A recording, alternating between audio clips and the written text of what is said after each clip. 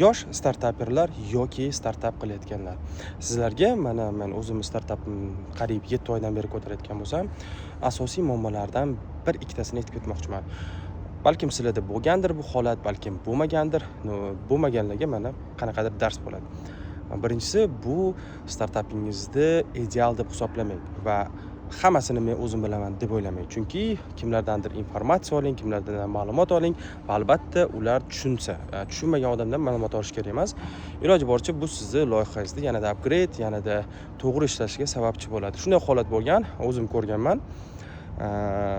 Loyihani ko'tarishgan, loyihani qilishgan, lekin loyihani zo'r qilishganda, lekin bunaqa sistemani qilish yoki qilish uchun katta pul kerak bo'lgan muammolar bo'lgan.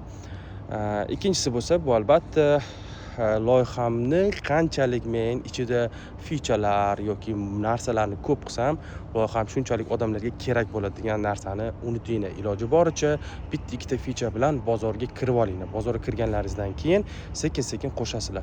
Ko'p featurelarni, ko'p narsalarni qo'shsanglar, bu sizlarni vaqtinglarni olib qo'yadi. Agarda vaqtinglarni olib qo'yib o'sha narsa ishlamasa, bu alamliroq. Chem bitta ishlamagan narsani test qilib ko'rishdan ko'ra. Uchinchisi bo'lsa, bu albatta bitta yoki ikkita programmist, dasturchi o'rtoq toping yoki tanish toping. Bu sizlarni savollaringizga IT tomondan, coding tomondan savollaringizga javob olishingiz uchun juda yaxshi yechim. Juda ham yaxshi yordam beradi.